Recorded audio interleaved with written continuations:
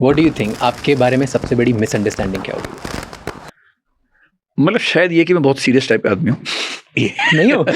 मुझे लगा सीरियस ही हो। मैं मतलब वो एक डाइकोटमी है, मैं पर्सनल लाइफ में थोड़ा इंट्रोवर्ट हूँ, लेकिन जब मैं क्लासरूम में होता हूँ तो मैं बहुत जॉली नेचर में रहता हूँ। मैं बहुत ज़्यादा हंसता हूँ, बहुत ज़्यादा हंसाता हूँ। तो ये एक कॉन्ट्राडिक्शन जैसी आप कह सकते हैं। और मैं अपनी कॉलेज लाइफ में पॉलिटिकली बहुत एक्टिव रहा हूँ, तो वो सारी हरकतें जो पॉलिटिक्स में की जाती हैं मैंने वो की भी हैं, एंजॉय भी की हैं, और कोई पछतावा भी नहीं मुझे उन सब चीज़ों का। तो लेकिन अब धीरे धीरे जब पढ़ना पढ़ाना शुरू किया तो परसेप्शन ऐसा बन गया कि मैं बहुत सीरियस आदमी हूँ। नहीं। डू यू थिंक कि इससे फर्क पड़ता है आपको कि लोग क्या सोचते हैं? लोगों को ऐसा दिखना चाहिए कि यार ठीक है, मेरा फुल पर्सनालिटी देखो, क्यों एक साइड की पर्सनालिटी देख के ही तो मुझे बड़ा बना रहे? मतलब मुझे काफ़ी हद तक फर्क पड़ना बंद हो गया। पहले तो फर्क पड़ता था, अब ज़्यादा फर्क नहीं पड़ता। ये ज़रूर है कि अगर मैं कहीं जा रहा हूँ और लोग पहचान लें तो मैं थोड़ा सा अनकंफर्टेबल फील करता हूँ, तो मास्क वास्क लगा के काम चलाता हूँ। लेकिन हाँ, इससे बहुत फर्क नहीं पड़ता कि लोग मेरे बारे में क्या सोच रहे हैं।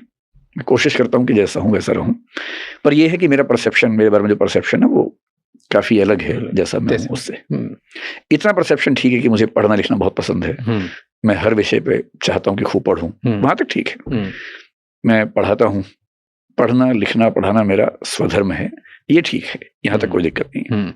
पर मैं खेलता बहुत ज़्यादा हूँ, ये लोगों को नहीं पता है। मैं 3-4 खेलों में ठीक ठाक खेल लेता हूँ। मैं स्टेट लेवल तक जिम्नास्टिक्स खेल चुका हूँ स्कूल में, ये नहीं लोगों को पता, वो सोच भी नहीं सकते कि ऐसा कुछ होगा। मैं पूल, टेबल टेनिस, क्रिकेट सब ठीक खेल लेता हूँ। तो वो मेरे परसेप्शन का पार्ट आमतौर पर दुनिया में है नहीं है। लगता नहीं है कि ऐसे इतना ज्यादा खेलोगे। बट नेशनल तक खेल लेते ना जिम्नास्टिक्स को? जिम्नास्टिक्स में स्टेट में खेला हूँ। हाँ, बट मन था शायद नेशनल तक खेलने का, खेल लेते। हाँ, लेकिन मैं नहीं खेला, फिर उस समय एक चोट लगी तो उसके बाद छूट ही गया। स्कूल लाइफ की बात है। मैं रिसर्च कर रहा था आज तो मुझे पता चला, तो मेरे लिए भी वो था कि जिम्नास्टिक्स तो काफी डिफरेंट है।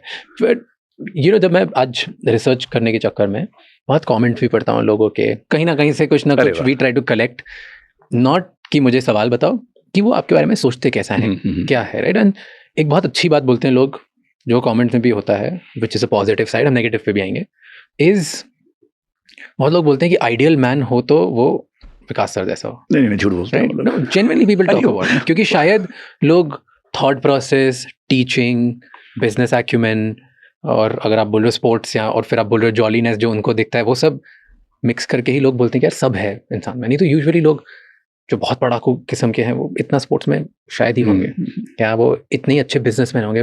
Usually teaching businesses not very hand in hand नहीं जाता। आजकल इंडिया में बहुत फेमस है, बट कुछ छोड़ के incident, right? So what do you think is an ideal man? आपकी क्या डेफिनेशन है? मतलब मैं 2 बातें कह सकता हूँ, एक तो जिसमें डाइवर्सिटी हो, दूसरा जिसका एवोल्यूशन ठीक से हुआ हो। मतलब उसने बचपन को बचपन की तरह जिया हो, जवानी को जवानी की तरह ही जिया हो, वो सब चीजें की हों जो उस उम्र में स्वाभाविक हैं। जैसे क्या? बचपन में लड़ाई झगड़े, मार पिटाई, नॉन सीरियसनेस, पढ़ाई उतना नहीं कर पाए, होमवर्क नहीं किया, डांट पड़ गई, पिट गए, वो सब किया हो। बहुत पढ़ाकू किस्म के बच्चे मुझे पसंद नहीं। को करिकुलर एक्टिविटीज में खूब पार्टिसिपेट किया हो, चाहे वो डांस हो, डिबेटिंग हो, स्पोर्ट्स हो, हर चीज हो। एक वेल ग्रूम्ड पर्सन, भाषा पे अच्छी कमांड हो, समाज को समझने की एक बेसिक क्षमता हो, किसी भी अनइवन सिचुएशन को हैंडल करने की क्षमता किसी के अंदर आ जाए, तो मैं मानता हूँ कि परवरिश ठीक हो गई। फिर कॉलेज लाइफ में तो थोड़ी मौज मस्ती, थोड़ा पॉलिटिक्स कर ली, बदमाशी कर ली, प्यार मोहब्बत कर लिया, ब्रेकअप हो गया, ये सब चीजें भी हो जानी चाहिए। ठीक है।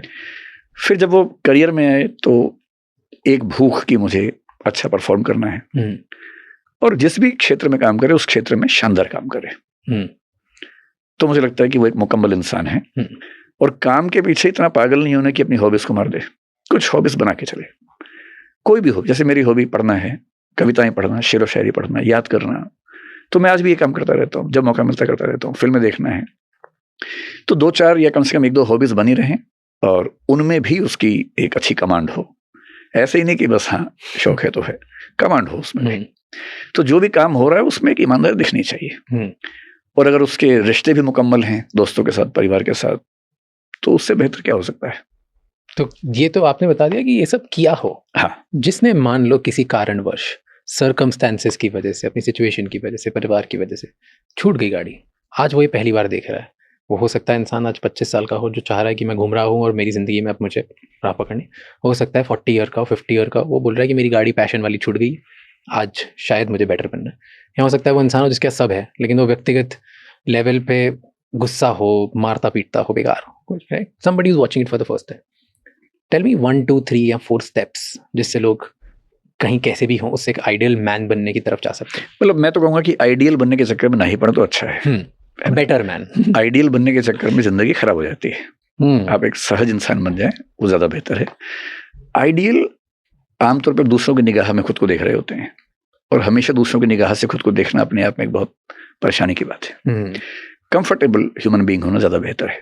तो जो जो मिस हुआ आपकी जिंदगी में, आजकल तो हम कहते हैं कि age is just a number, तो जो मिस हुआ है सोशल मीडिया के दौर में लगभग वो सब चीजें फिर से करने की एक चॉइस आपके पास है। मसलन खेलने का शौक था बचपन में, क्रिकेट नहीं खेल पाए, अब नौकरी करते हैं। मैं ऐसे लोगों को जानता हूं जो 5 दिन नौकरी करते हैं, बढ़िया नौकरी करते हैं, और 2 दिन खूब खेलते हैं। ऐसी एप्स आजकल हैं, कॉर्पोरेट्स के लोग उन्हीं एप्स पे उनका स्कोर भी आता है, सब कुछ रिकॉर्ड्स बनते रहते हैं, स्टेडियम बुक कर लेते हैं, मैदान बुक कर लेते हैं, हर सैटरडे खेलने जाते हैं। तब नहीं खेल पाए, अब खेल लीजिए। हमारे कुछ दोस्त बैडमिंटन दिल्ली में आजकल कुछ कोर्ट्स वगैरह बुक करते हैं, रोज खेलते हैं। तो आजकल बड़ी सुविधा ये है कि जो आप नहीं कर पाए वो सब करने के ऑप्शंस हैं। आपको डांस करने का मन था बचपन में, नहीं कर पाए, आप सीख लीजिए, इतनी डांस एकेडमीज हैं, और उसमें कुछ बैचेस स्पेशली उन लोगों के लिए जिनकी उम्र ज्यादा है, चले जाइए। एक बार अपनी हिच से बाहर तो निकलना पड़ेगा ना, कंफर्ट जोन तोड़ना पड़ेगा। तो अच्छी बात है कि ये जो नया टेक कल्चर है उसमें लगभग हर चीज के ऑप्शंस बन गए हैं। जो मैं कहने से बच रहा हूँ वही है कि अगर उस उम्र में प्यार मोहब्बत नहीं किया था, अकेले घूम रहे हैं, तो आप डेटिंग कर लीजिए। डेटिंग साइट्स भी हैं, सीनियर लोगों के लिए भी हैं, उसमें कहाँ कोई दिक्कत है। कुछ छूटा आपकी लाइफ में? ऐसा कुछ छूटा नहीं है, लगभग सब चीजें मुकम्मल तरीके से हुई हैं। मतलब मेरी लाइफ में डाइवर्सिटी बहुत ज्यादा रही है और मुझे लगता है कि मैं बहुत कंटेंट हूँ।